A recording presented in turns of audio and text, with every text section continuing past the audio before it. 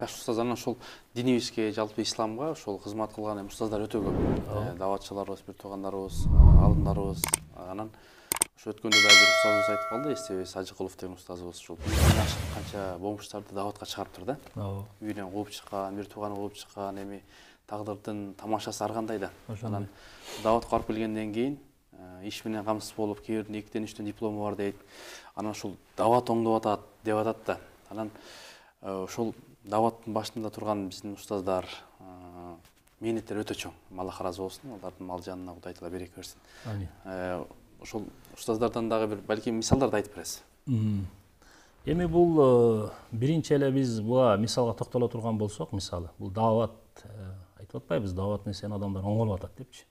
Бул мурда бул дават десе биз бир нерсени дагы жакшы түшүнүп алышыбыз керек да. Дават десе бул кайсы бир жылдары башталган иш деп көптөр түшүнүшөт да. Жок, бул дават деген ол Адам пайгамбардан баштап башталган. Бардык пайгамбарлар бул жасаган жумуш. Ал-Мустактан. Ошол Адам пайгамбар ошондон баштап дават мээнети башталган. Азыркы биз жасап жаткан бул дават мээнети ол ошол пайгамбарлардын ошол кылган мээнетинин, ошолордун жасаган иштеринин уландысы болуп атат ошонучу. Эми пайгамбарыбыз өзүнүн пайгамбарга токтоло кете турган болсок, биздин пайгамбарыбыз алейхиссалам дүйнөгө келерден мурда Иса пайгамбар асманга көтөрүлүп кеткенден биздин пайгамбарыбыз келгенге чейин бир 600 жылдай, 600 жылга жетпеген бир жылдай аралыкта пайгамбар келбей калды да. Демек ошол кезде пайгамбар келбей калганда аларга ыйманга мээнет болбой калып, алар жакшылыкка чакырылбай калып, адамдар бузулуп кетти. Бузулуп кетип, бул тарыхта бар нерсе, тарых эми бул күбө да барыначы. Тарых бул далил. Ошол Каабатуллонун Алланын үйүн тегерегинде 360 буттар туруп калды. Кудайчалар мындайча айтканда. Адамдар ошого сыйынат эле.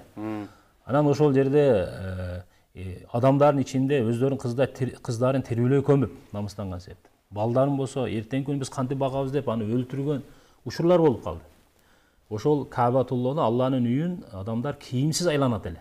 Себеби мына биздин кийимибиз бул нажас болуп калды күнөө кылган себептен. Ошол себептен бул кийим менен айланса болбойт деп кийимсиз айланып калды эле да. Демек бузукучулук бул пигине жетти деген сөз да. Ошол кезде пайгамбарыбыз бул дават мээнетин алып келди. Пайгамбарыбыз келип эле өзүнүн аялына Хадижа энебизге дават берди. Абу Бакыр разияллаху таала анхуга дават берди. Алар келмен окуп мусулман болору менен Азирет Абу Бакыр өзүнүн досторуна дават бергени кетти. Азирет Хадижа энебиз Умар разияллаху тааланын карындашы Фатима разияллаху таала анхага дават бергени кетти. Демек ушуну менен дават башталды.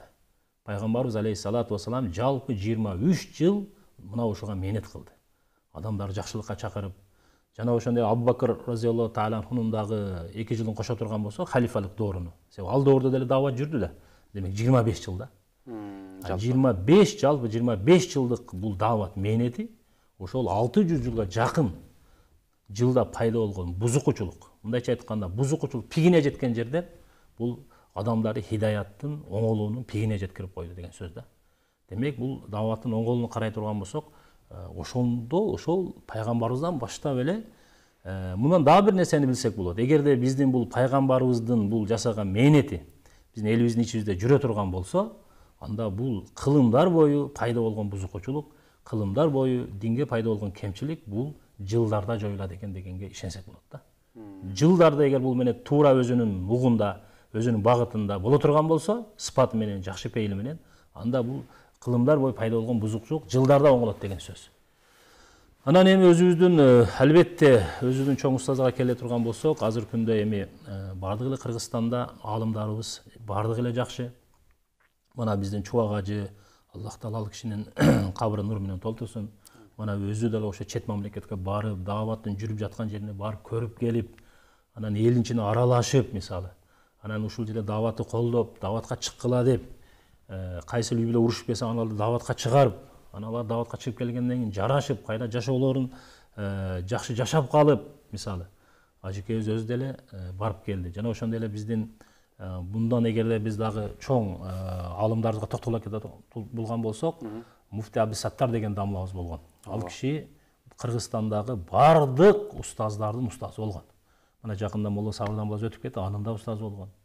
Жана ошондой эле биздин Кыргызстаныбызда Молла Шакир деген болгон чоң, анын да устазы болгон. Биздин Кыргызстаныбызда мына Абишкур дамла дейбизби, Максат ажы дейлиби, Чубак ажы дейлиби, жана андан башка да аалымдар, эл тааныган, эл тааныбаган, ошо баарыбыздын устазларыбыздын устазы ошо киши болгон. Ошо киши өзү дагы барып келип, ошол жака өзүнүн балдарын жөнөтүп, барып ошол жактан таалим алып келгиле, тарбият алып келгиле деп. Демек чыгыш керек. Демек ошо киши дагы келип колдоп, мына бул дааватка өзүнүн ой пикирин, салымын кошуп, бир канча дааваттын алдына жүрүшүнө бул себеп болуп кетти.